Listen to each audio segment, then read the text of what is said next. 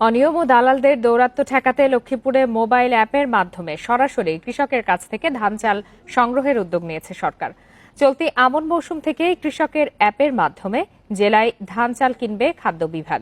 কৃষকরা এই অ্যাপে তালিকাভুক্ত হয়ে সরকার নির্ধারিত দামে সরাসরি খাদ্য গুদামে ধান চাল দিতে পারবেন।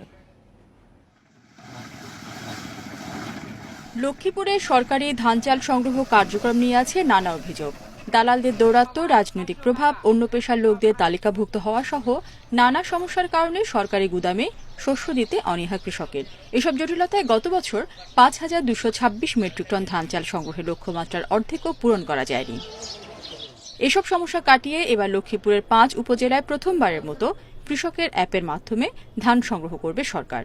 অনলাইনের মাধ্যমে তালিকাভুক্ত হবেন প্রকৃত কৃষকরা।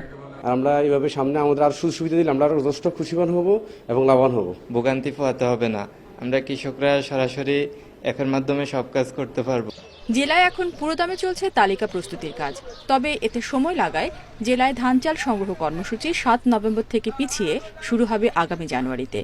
প্রতারিত না হওয়ার জন্য বা হয়রানি না হওয়ার জন্যই সরকার এই উদ্যোগটা নিয়েছে, যাতে প্রকৃত কৃষক ধানটা বিক্রি করতে পারে এবং গুদামে বেশি তাকে যেতে না হয়, বারবার হয়রানি না হয়। ওই কারণে কৃষকের মাধ্যমে কৃষকের অ্যাপসটা চালু করেছে সরকার।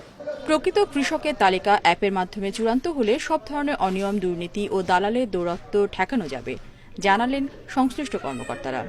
আমরা চেষ্টা করতেছি যে এই অ্যাপের মাধ্যমে কৃষক যাতে নিবন্ধিত হয় এবং কৃষক যাতে আরো উৎসাহী হয়ে এই নিবন্ধন সম্পন্ন করতে পারে। আমরা আপনাদেরকে আশ্বস্ত করতে চাই, এই বছর লক্ষ্মীপুর সদর উপজেলায় দালাল বা ফরিয়া অথবা মধ্যস্বত্ব ভোগীদের কোনো প্রকার এখানে প্রবেশের কোনো সুযোগ নেই। এই মৌসুমে জেলায় ২৬ টাকা কেজি দরে আমন ধান সংগ্রহ হবে ৭৫৭ মেট্রিক টন, আর ৩৭ টাকা কেজিতে চাল কেনা হবে ২,২৪৯ মেট্রিক টন। সরকারি এই সংগ্রহ কার্যক্রম চলবে ২৮ ফেব্রুয়ারি পর্যন্ত। ইন্ডিপেন্ডেন্ট